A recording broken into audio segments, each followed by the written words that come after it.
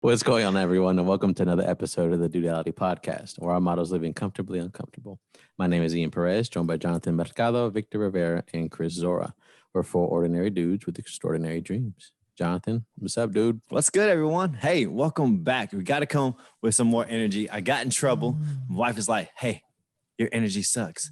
And I'm like, okay, thank you. I was like, okay, thank you. But hey, if you're new to the podcast, we appreciate you coming and joining in. This is the podcast where we talk about leadership, entrepreneurship, self-development, and just getting better with our day-to-day, right? So we can impact the world.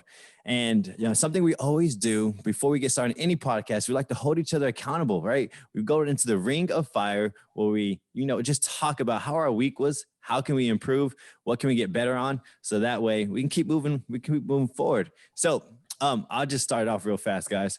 I've been just like a little mellow. You kind of like haven't seen me on text threads. I haven't been on Facebook. I've just kind of been trying to find me.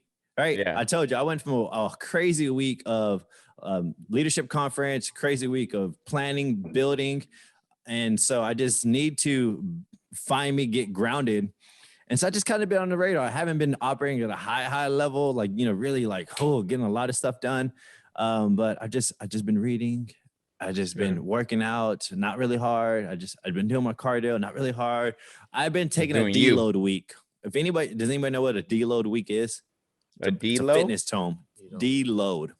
Oh, deload. It's an opportunity for you to recover and working out. So I've been working out really hard for 3 to 4 or 5 months, and you're just really feeling it. Your body's fatigued, and you're like, okay, it's time for a deload. And so in that week, you have a couple options. You can either take the whole week off and just be like, boom, I'm just gonna chill it out, right? Let your body recover, or you can take everything at 50% intensity, right? So I'm gonna go to the gym and I'm just there, right? I'm getting the work in. I'm not really pushing myself too hard.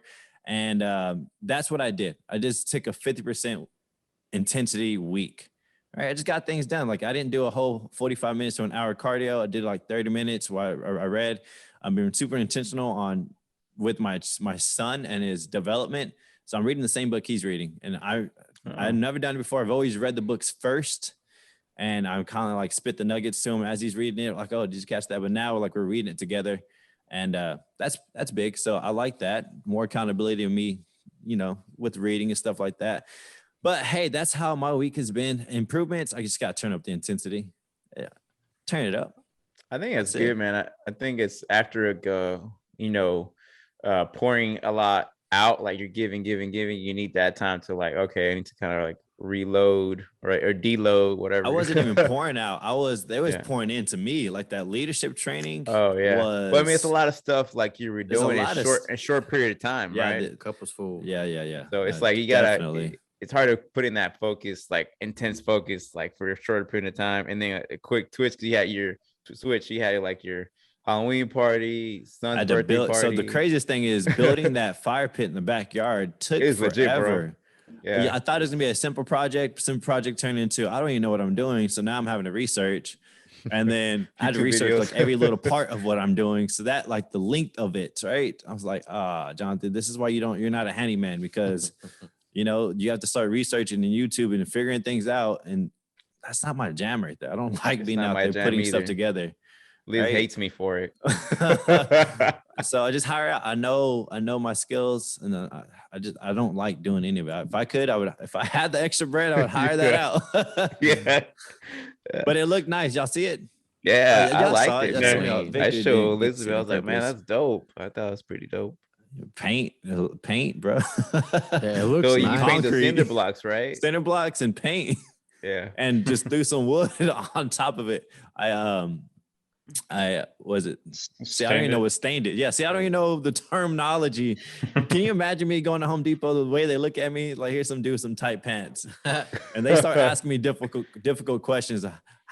what size wood did you need? How do you want it? You need it sanded at this degree, or what kind of stain are you looking? I mean, I don't know, man. The orange kind, the one that looks cool with black. I have no idea. Help me out. Help me. Help me. So did you have to Help me sand out, it man. first? Did you have to sand it first before you Nah, sand the it? guy or- I initially I didn't know this stuff. I initially got my basket, got the sand stuff. Like I was expecting to have the sand. Then I went up to the guy. He's like, "Hey, this is what I want to do. Show him a picture." He's like, "Okay, well, your probably best luck is that's a lot of sanding. You should buy the wood that's already sanded." I was like, Dude, I didn't know they and it sold wasn't even that that. expensive. It wasn't. Yeah. It wasn't even that I expensive. didn't know they and I was sold like, that. I would have been the dude just buying the stuff and they didn't asking a question. So like, yo, shout gotta out to sand Home it Depot. twice. They were nice to me. Usually they're rude because they off the bat are profile me. And to a degree that they have the Like, right you're looking suit, Hispanic. You right? should know what you're doing. But I gotta humble myself, right? Because most guys will go in there and act like they know what they're talking about, know what they're doing. I come to you to help. Help me, right? I would say though, like Home Depot and the gym are the 1-2 places that like you feel like you feel like a man. Like, all right, I gotta know maintain this. I that feel manly. amazing when I'm bringing it to my car. Yeah. Like I feel Yeah. like, and hey, my bad. It wasn't Home Depot. Shout out to Lowe's. Lowe's does me well. My Oh, you're bad. giving the wrong company. Yeah, I'm giving the shout wrong out. people the shout out, man. It's Lowe's. That's my crew. But yeah, man. All right. Hey, handyman always makes you feel a little good. You know what I'm saying? Got the benefit from the wife, you know what I'm saying? She gave me those grown men gifts. It always does, man. I was doing some stuff in the backyard, doing the motivates stuff that you wife to wants want to do wife more. is like all into it. I'm just using a hammer, and she's Yeah. like, "Ooh, yeah." You just hitting the grass Yeah. like, Yeah.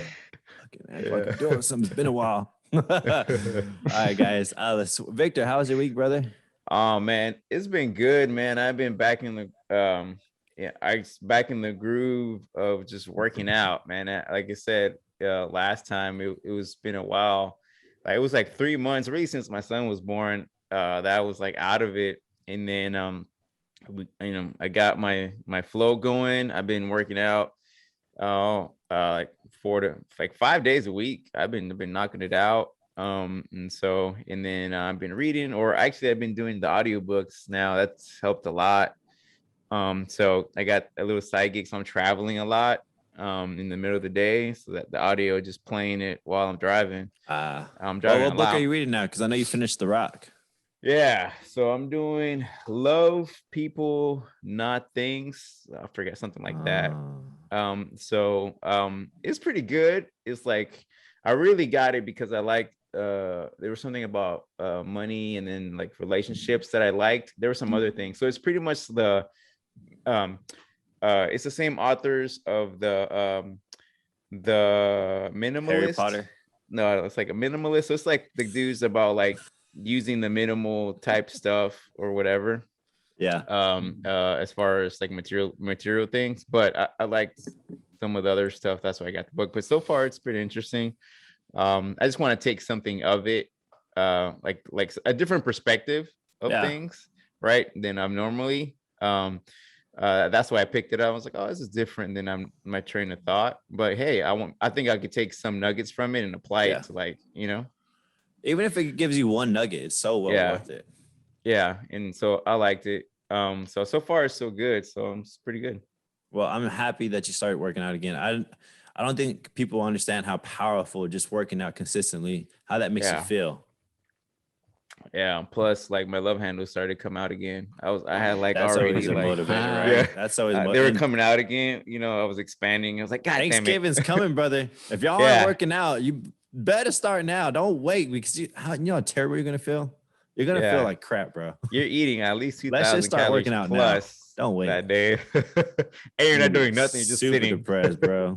Yeah. There's always that tamales and everything. Digging into the pie, the tamales. Like, man, I really need to start working out. I'll do that for this though. You just shovel it on. Like, the holiday season is like pie season for me. I love pies. Oh, dude, I'm apple pie. Crumble. The crumble. What is it? Dutch apple pie. Oh, with ice cream.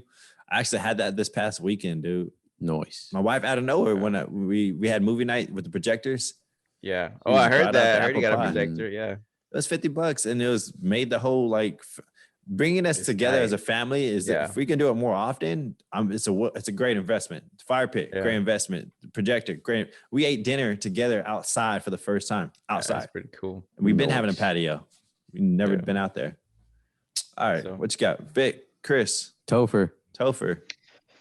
Mr. College Boy. Yeah, this week I don't this mean to week I interrupt you, didn't do but that much. just looking at you now with like your shirt and then your shaved beard, you remind me of Asher Roth. Just throwing it out there.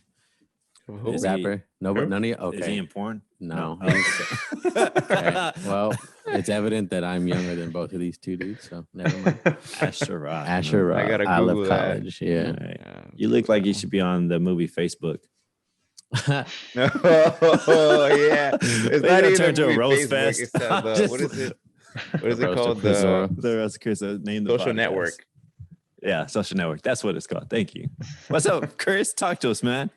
You're quiet. Man, yeah, not too much this week. I haven't really worked out. I mean, I played volleyball, and then like after the game, I stuck around and was training a little bit with one of my buddies. But other than that, I've been slacking a little bit this week on the exercise.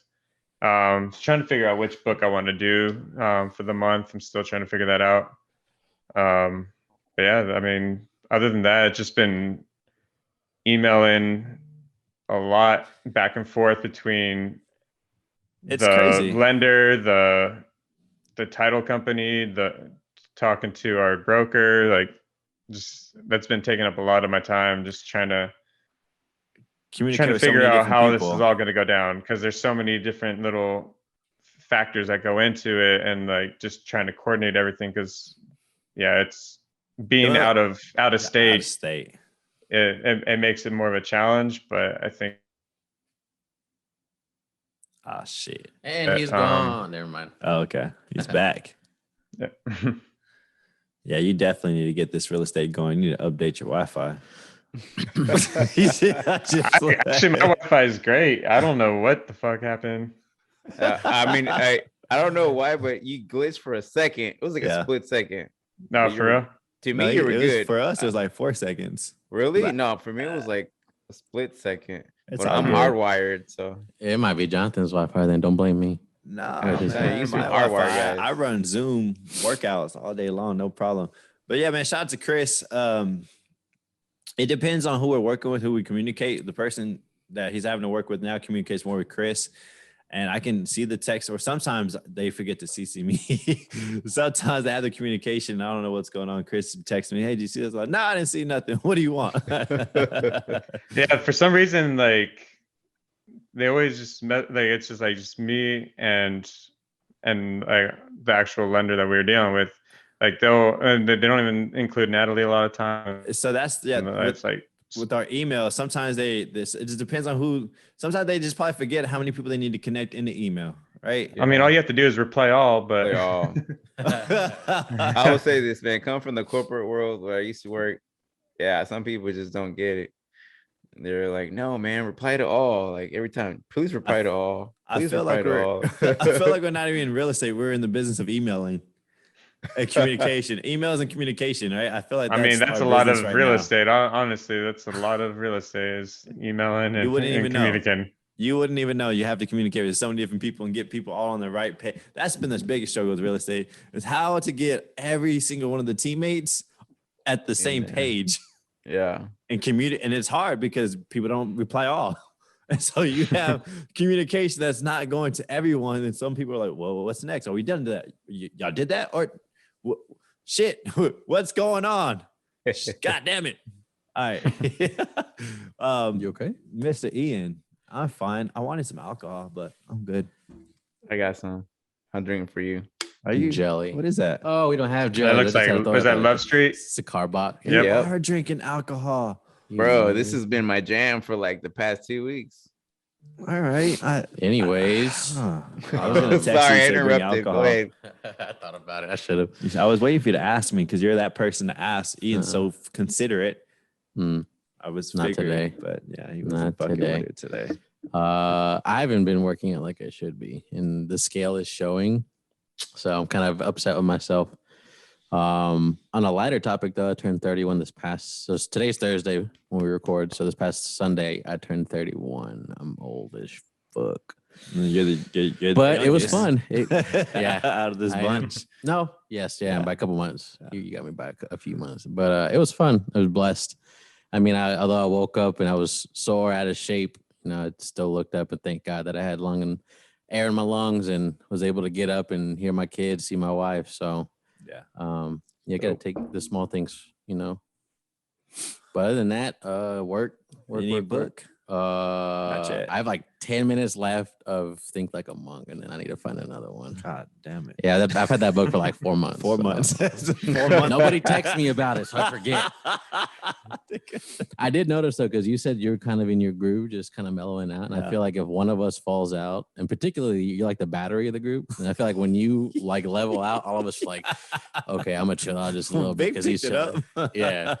So there's always someone, but pass the rock. Yeah. I'll come back. I promise. I'll come back. Okay. Sometimes I just need that. What else? I feel like there was something else. My daughter has 2 teeth, which is pretty cool. Yeah. I'm glad my son doesn't have teeth yet because he's starting to bite. Ooh. Which is now a pinch. It's a pinch. Mm-hmm. Yeah. I'm glad he don't have teeth though, because he would have took my nipple off. Sometimes you be trying to think I'm the mama. Like, hey, bro. Don't lie. You try to breastfeed him.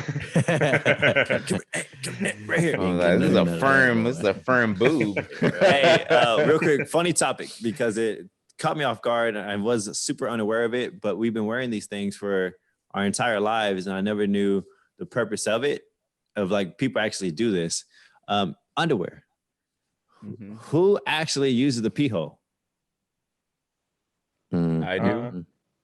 It depends on the boxers that I'm using. That's true. Wait, y'all wear different boxers? Depending on what it is, or I'll say the urgency of boxer like briefs. How like I have to go. Yeah, brief. I mean boxer briefs, but still. Everyone has boxer briefs, right? Nobody's doing the boxer thing no more, right? No, that was like middle school, right? That's when you don't really have. It's like that in like older people, yeah. We need that support now. We're getting older. I got both. I got the boxer briefs. You still wear boxers? Yeah. I feel like it's something cool to sleep. I have both. You just kind of let everything just breathe. I still like to be cuddled. Oh Lord.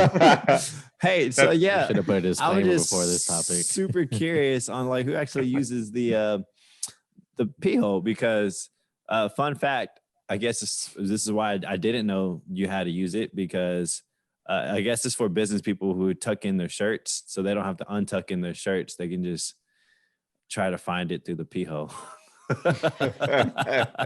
So like for my other gig I have to wear like clothes, regular clothes. So if I do, I have to use like the pee hole. But I've been if I'm like my regular like workout clothes or whatever, I don't use it. You just when I use the bathroom, I just shove everything down like I'm a 2-year-old. Cheeks out. Dude, you're that kid in the middle of elementary. And I was like, why is that? Why am I looking at this fool's ass? Like, I remember at elementary and middle school, like, why is his pants all the way down? No, he looked at like, bro, really? Like his pants all the way down to his ankles. Like, don't you? It's just your. I had a friend, like one of my best friends. We were at Costco one time, and he was probably like late 20s at this point, and he just decided to do that right in the middle of a Costco at the urinal. I'm just glad I did not do that. I got a fat booty, so if I do that, somebody's gonna think I'm a woman standing up. It'd be awkward. I have been accused to be a woman at the gym before, where I have a hoodie and have my tights on. Bro, I got a banging booty. You got a wide back though. A wide back. I have a big hoodie. You can't tell how jacked I am. You just see a big butt doing like leg curl machines. Damn, you thick. Thanks. And then I look up, I'm like, yo, bro, back up. Back up. All right, let's jump into the podcast, guys. It's good to catch up with you though, because we've been absent from the text thread and just been absent from connecting with each other. And so if you always skip over that part, guys, and go straight into the topic where we go and we learn. So this topic is going to be covering my man, Mr. Sean Carter. Sean Corey Carter. Yeah, Sean Carter. The Carter administration, a.k.a. Jigga, a.k.a. Hove, a.k.a. El Presidente. AKA the dude I never listened to growing up. I still can't believe that. He was throwing bangers in the early 2000s, bro.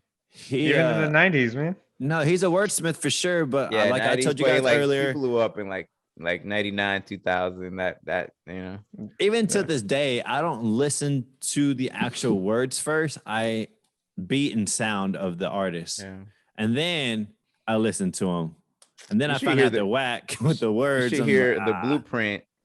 His blueprint is all of those songs are pretty dope. Like beat wise, Blueprint's probably his best album. Yeah, and the Black Album is pretty good too. Oh yeah, that one too. But Blueprint, I think, was like the beginning. Like, oh, okay, this dude's for real. I didn't like his sound. He even talks funny. Like his sound, the vocals. I mean, he was like the in between he came up in that old school rap. Yeah, I remember I watched some YouTube videos where he did the old school rap, and you transformed. Obviously, you grow and evolve. But yeah, man, once a month we like to cover someone who's super successful, and what person in the hip hop industry is as successful as Jay-Z. He's up there as maybe the top 3, top 2.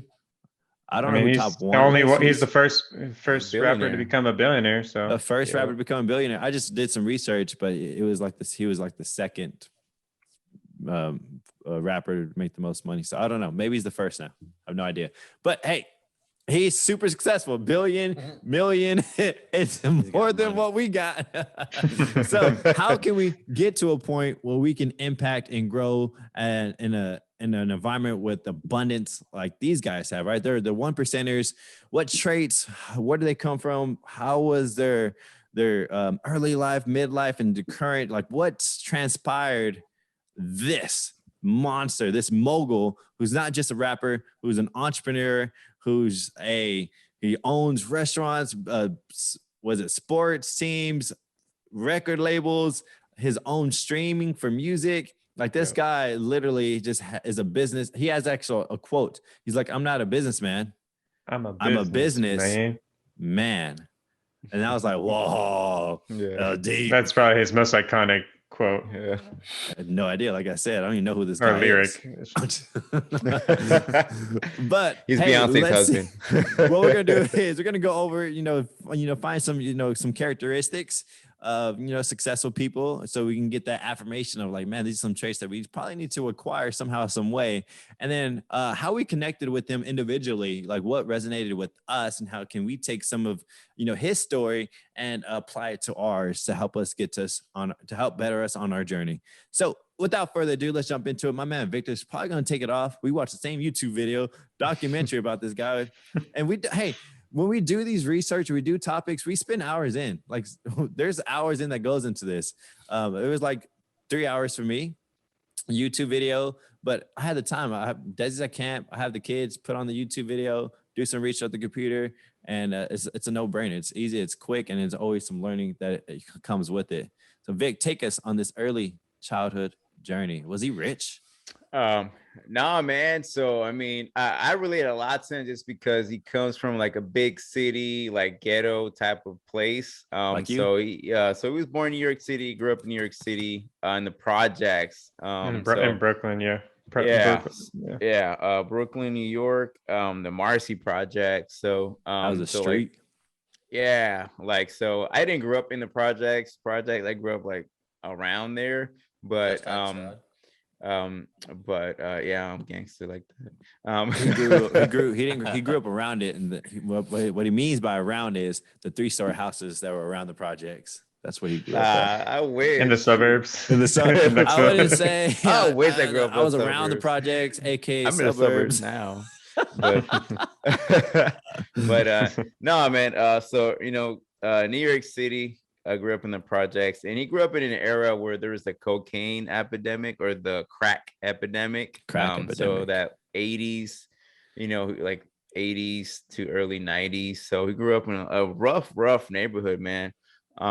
So his dad, that type of, stereotype or story, right? That, a lot of, low income project area, places, dad, left, not in the picture.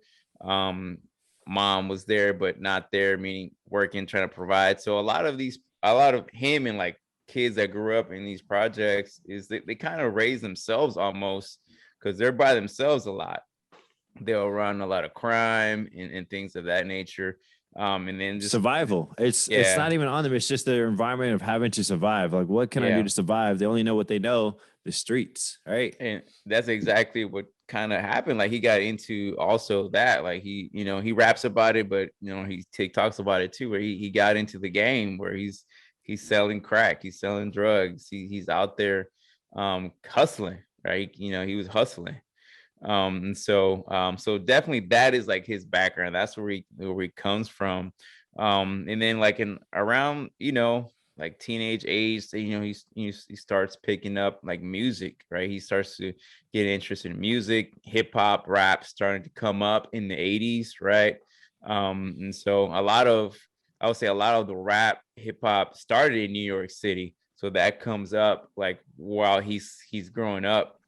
So a lot of like, you know, the big time, you know, first time, you know, rappers and stuff like that came from the You got East like Coast. Biggie, right? You got Biggie Yeah. up there.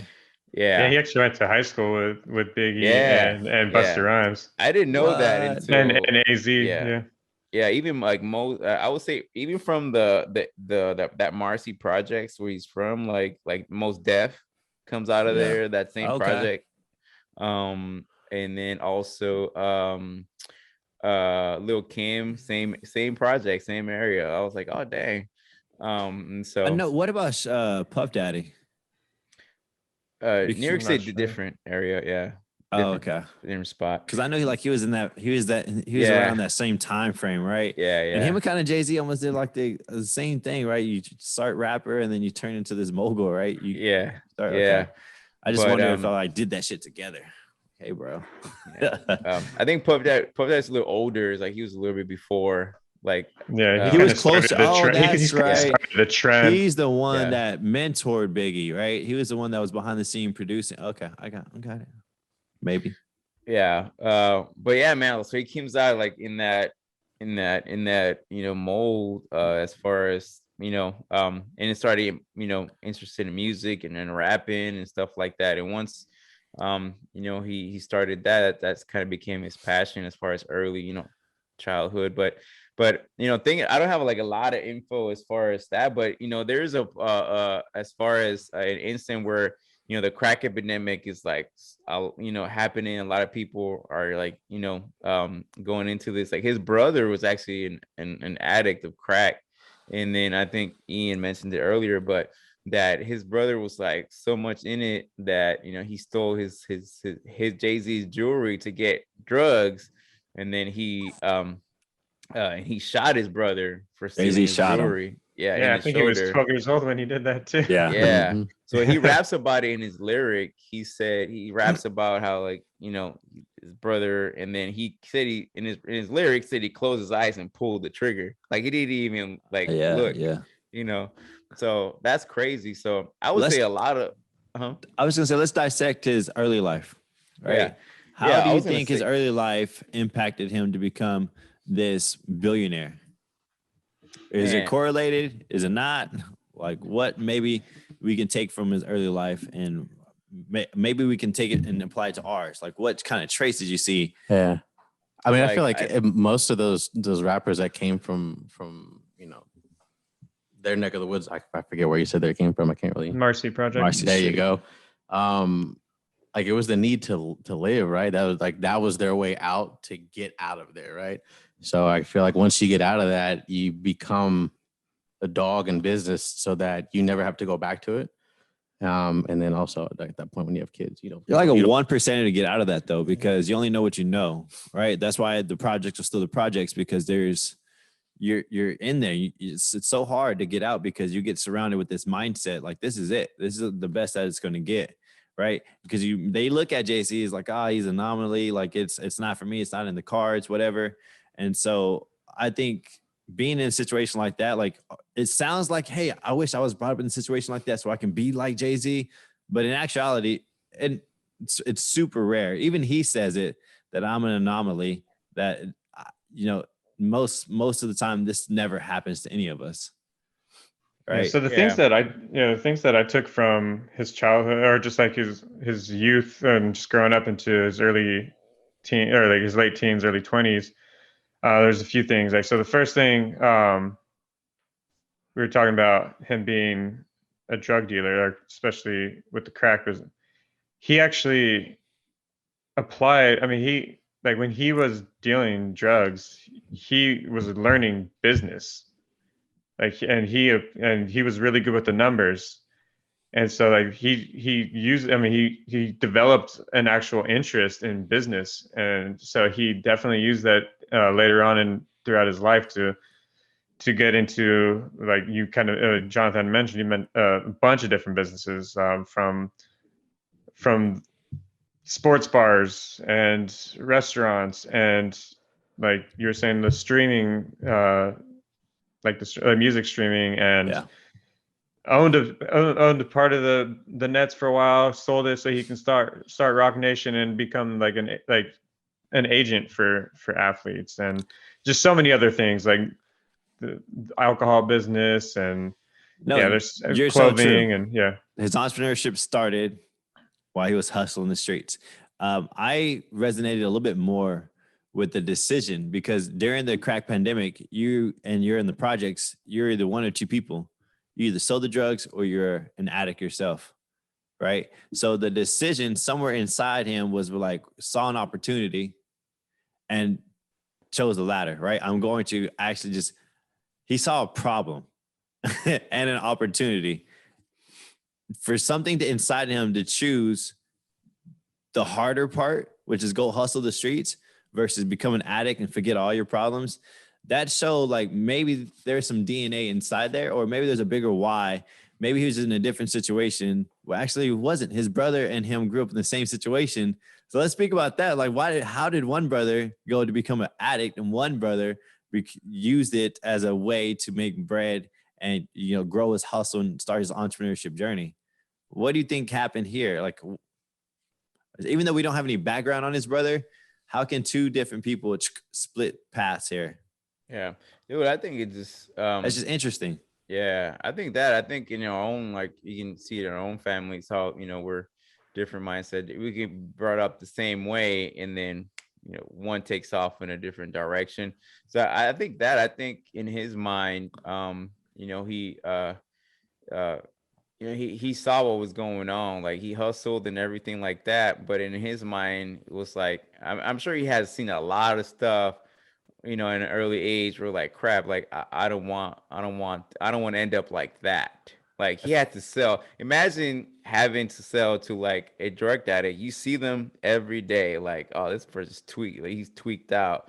Like you see like the bottom of the bottom, type of stuff. You see people at their worst. And I think like if I put myself in that position where I had to hustle and then seeing what other people, like the other, like, oh, this is what bottom looks like, I don't want that. That'd be a good question to ask him in an interview. It's probably out there, maybe we just couldn't find it, but I think that is to hear from him. I would probably believe it's just somebody who is just more goal oriented versus the other. Yeah, right? Because when you're not goal oriented, you're just come submissive to your environment, like whatever the environment flows. I think there's part. I mean, that was actually one of the things I was going to bring up, but I also think it could be a combination of things because sometimes people just handle things differently than others. Like it doesn't matter if you're raised the same way. If you can have a different group of friends that put you in a different environment, like they might react a certain way to things, and you might follow in line with that, while you and your friends act differently, or like just like. Vic was talking about like seeing people are at their low. One person might see it as like he sees like the euphoria on someone's face when they get that hit, and they like just feel relief for that brief moment. And if he's in pain because they lost their dad walked out on them, he might be searching for that euphoria himself, just to take away from all the pain that he's suffering, or all the trauma he might be dealing with.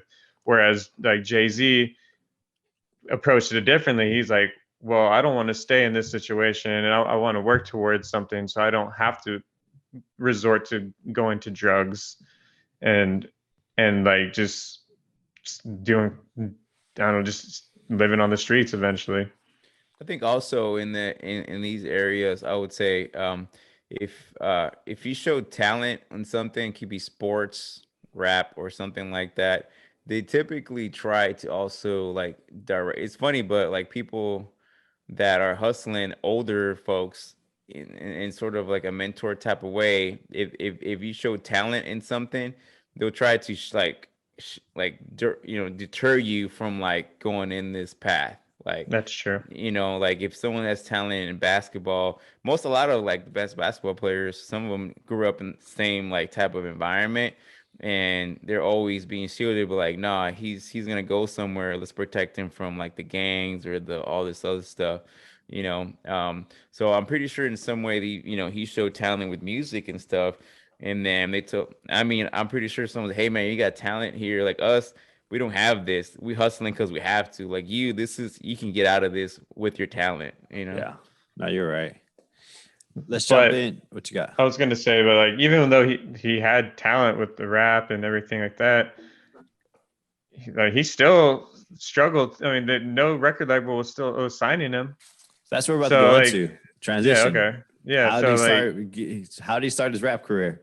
Well, he's like, because it was him and his friend, like two of his friends, or he got mentored by Dame Dash, and his friend, like, so him, his friend, and Dame Dash, like, they're like, well, if they don't want to sign us to record label, we're gonna start our own.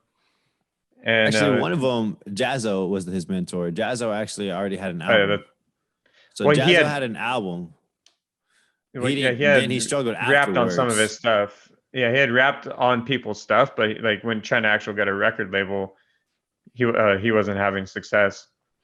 Yeah, so like trying to get into the music scene, like he started obviously like getting connections with people, and then rapping them on other people's songs and stuff like that. He was like the hype man or like intro to like Danny, what is it called?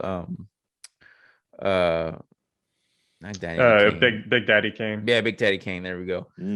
So he's already kind of in there. But when he's trying to release his first album, like he says, like every like record label told him he sucked. like everyone told like, no, this guy's no good. Yeah. Like he's not gonna be a good rapper. Like why is he rapping? Type of thing. Common thread in all success stories. Their big break always took them so many failures before they got their first okay. Yeah.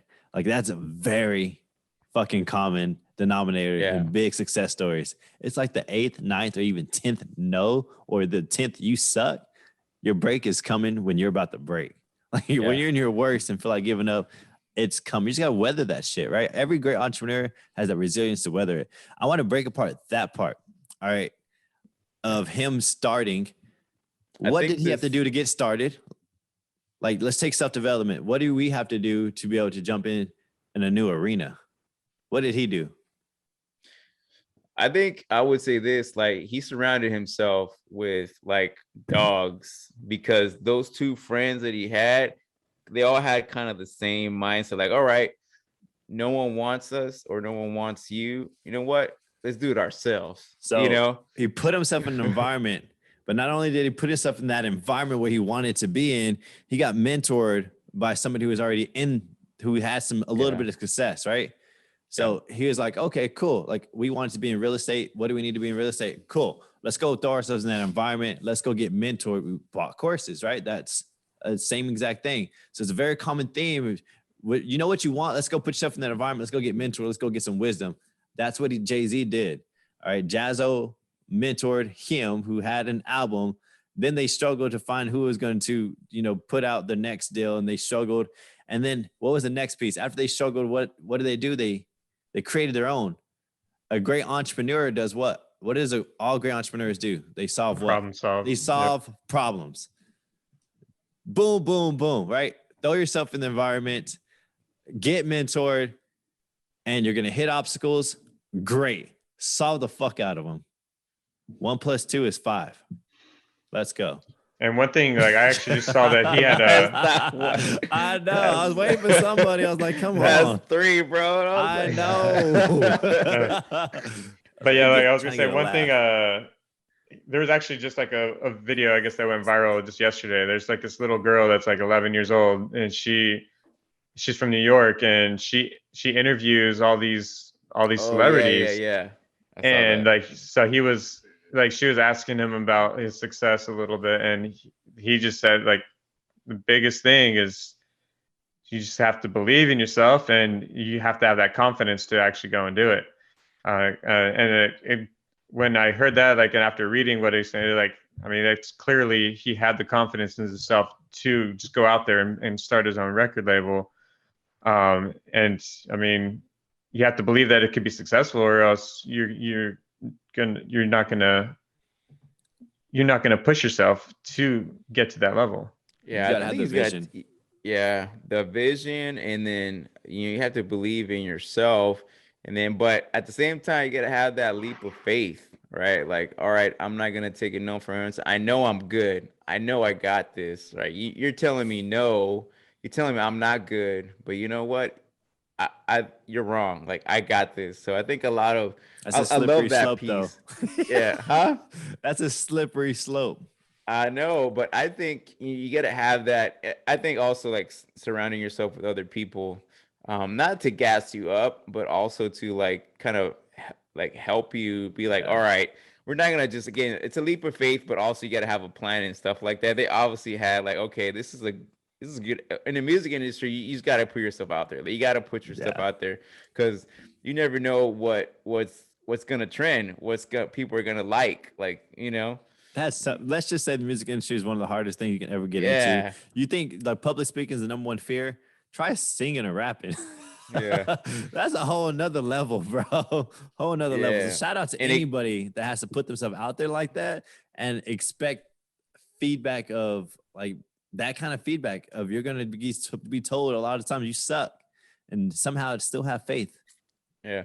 Because even in music, like, and you can be like a little bit too late, like, or too early. I'm sorry. Like, you music Yeah, maybe it is us. generation, you know. But yeah, I think I'll say in anything, like if you're trying to create something, you know, a lot of people, a lot of the great, you know, folks that created something, right? They didn't, it wasn't an instant success, It never is. like Apple, like the guy, what's his name? Steve Jobs. Steve Jobs. Steve Jobs, like he got let go of his own company. He got ousted, you know, of his own company. He thought his ideas were dumb It's or wild. crazy, you know. And so it's just one of those things that, you know, you just, some of the stuff, it feels good. You got to believe in yourself. Like, okay, I got this. What I got to do to make it happen. And so, but yeah, man, they got everything together. I think so what they did, um I think Jazzo and the other two friends, they combined their resources, they put out the album, and then they got a distributor to get their CDs out. And so, and then first album came out. How was the first album? I don't know what it is. Like I don't remember the name of it. Yeah. Reasonable Doubt, something like that. I Oh think yeah. it Okay. was. Yeah, I So think it was. just to speak about his career, there's not too many things we could learn from like the music part. He gets that big deal, right? He finally gets the big break, finally gets a couple big. Back in the day, if you get some big hits, like, all right, you got some money flowing in, right? You got some money flowing in. The only problem with big hits is you got to keep coming with it, right? But during that process, there's problems that need to be solved, right? This is what separates Jay-Z from the rest of the pack, is you understand that there's more problems to be solved, right? So every business that he has is a connection of him. Somehow it affects him in some way. Like how can I say this? Anyone can understand what I'm saying? Like, for example, Yeah. he has a clothing line. He has to have swag, right? Part of his business, his first business, is to have some type of hip hop swagger. So what do? You create a clothing line. Part of his business is to make sure when you put out albums that the shit doesn't leak. They were having a big leakage problem of music being leaked out. And so being problem oriented, being a problem solver, what did he do? He freaking purchased his own streaming business, so he solves that problem, right? what else can he say? What are other businesses that he attaches himself with? Maybe Yeah, I mean, Isn't he the yeah, shoe I mean, game? yeah, I mean, well, he collaborated with Reebok for a while. I mean, and he had Rockaware. But yeah, I think he had mentioned he in he gets businesses and things that he loves or that he's There's it passionate about. is. So you mentioned the clothing, you mentioned obviously music is a big thing. Sports, he's into sports. He even has a lot of he's involved in real estate and the alcohol business. Like he just attaches himself to things that he's passionate about. And I mean, shoot, he even has his own skincare. I saw that as like or like makeup line. So I was like, I don't know if he's Yeah, using that, it's like a beauty line. but yeah, it was a beauty line. There you go. But yeah, the thing that stood out to me with all these different businesses and like achievements that he's had is kind of like what we were talking about last episode about embracing the challenge. Like he got comfortable in one arena, and instead of just sitting there with his millions and millions of dollars, he's like, well, what's the next challenge for me to do? You hit the nail on the And head right there. yeah, and so like he just keeps growing, and not just financially, but just just in every aspect of his life. Once He you make it definitely, to a level of financial freedom, you get this bigger like epiphany of like, yo, we got to give back. Like we got to be able to impact more. We got to be able to create more of this for others. And that's the journey. Like most legacies, Kobe Bryant's, like all the greats, right? They killed it. They crushed it in their arena. And then now they're like, yo, how can I take everything that I've created and how can we just pour it all back? That's what makes that legacy. That's what makes Jay-Z. That's what makes all the all-time greats. That's what makes billionaires. You think it's focused on trying to make $1 billion? No, it was focused on how can I help other people? How can I put more clothes? How can I make a clothing line? How can I help other artists make it? Let's become a producer. Like let's do that. How can I help? Right? How can I serve? That businesses are ways to serve. And during the serving process, you're not focused on money. You're focused on serving, and the outcome is financially blessed to be able to keep doing that. It's not money driven. yeah, I think it's definitely with that as far as like it's not the money that drives, but the idea, the creativeness of like, all right, let's do this. He definitely has a spirit of an entrepreneur. Like I follow, I read up on him, and like everything is like, oh, let's create something, like let's create a business, let's create this, and it's all like Chris was saying, something that he's interested in. Like he never just does something just to do it. Like you say, it's not money driven. It's more like, okay, I like clothing line. I like, like to look a certain way. Like, hey, let's do that. Well, Hey, let's open a club, like in like one of those like upscale type of sports club. And then he, pours onto that. But he's pretty smart too. He doesn't just like opens it up. He's smart about it. He puts smart people around him to make it successful. And so that's one of the things that I take away as far as the entrepreneur side. That always keep his interest open. Like, what am I passionate about? What do I like? How can I create from that? And then how can I get a good team around it to make successful? And so, and he's also go ahead and finish it.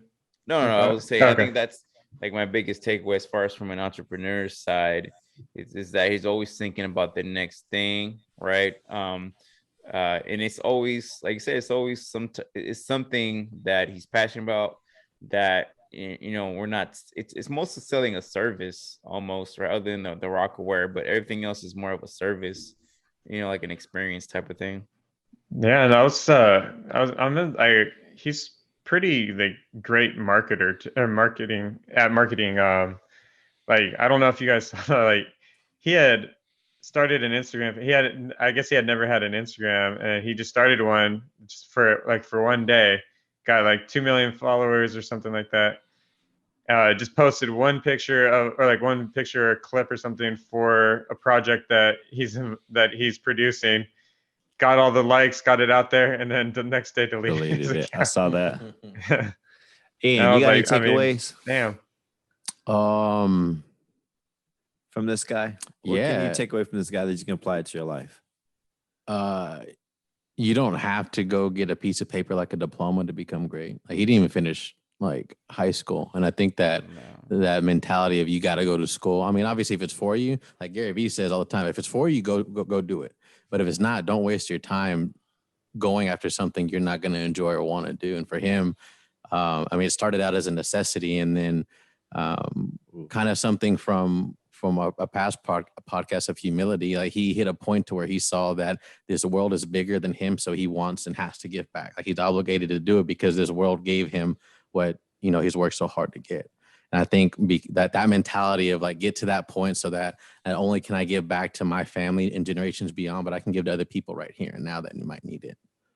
Yeah, I think to piggyback on that, I was having a conversation with someone earlier today about that, you know, if use college as a tool, if it's going to help you to get to where you want to get, then yeah, okay, go to school, go to college, or use what you need to get you there.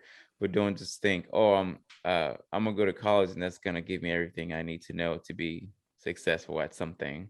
Yeah. And so, but in the music industry, it's totally different too. Like, it's college is if you want to make it in music, I think it's not, you know, you need to be out there in the music industry and just doing the work. I think if you go to college for music, it's not for your like pop or rap or whatever. Yeah. It's like more like rock. It's more in the background. refined. It's like more, it's more Yeah. refined. Like, it's more like something like classical or like, I don't know, like more for Broadway or some shit like that. I don't know. Acting. For me, just, you know, listening to Jay-Z's story, because I didn't know anything about the guy. Don't listen to his music, but it's just reaffirming to understand like the principles of success apply everywhere, right? The blueprint, it's there. You just have to have enough faith to keep going through all the no's and through all the you sucks, and to weather all that and still keep pouring into yourself to get to where you want to get. And I think that's in a position where we are, right? We haven't made it. We're still grinding. We're still weathering out the storm, all of us. And honestly, to be quite frank, the storm is always going to come, and it's just got to keep embracing it. Warren Buffett, I was just listening to Warren Buffett today and Jay-Z on an interview, and he's like, the problem is people chase like this destination. And he's like, to understand that there's never a destination, that you're just going to keep wanting to pursue more, is how greatness is done. Even when you feel like you made it to the epiphany, there's still more to be done. The world still needs you. And so it's just affirming for me that the principles of success apply. I just got to keep weathering the storm and keep putting in the work and keep digging. And like we mentioned before, it's not the destination, it's the journey. It's definitely the journey. Yep, absolutely. All right. I made me think of Kobe. I think it was like the anniversary of his debut in the NBA. I just thought about that. I was talking about Kobe and him loving the process. So the side rant. The tangibles, think that's it, right? Yeah, the principles apply. Just keep going. There's those things in the back: hustle, grind, execute. There's the principles apply. They may sound corny. They do, honestly. We hear them all the fucking time, but they're there for a reason. Keep going. As Joe Dirt said, keep on keeping on, brother. But as always, actually, no, you're born to be great. So go and do it. As always, thanks for joining us today. Till next time, peace and love. Peace.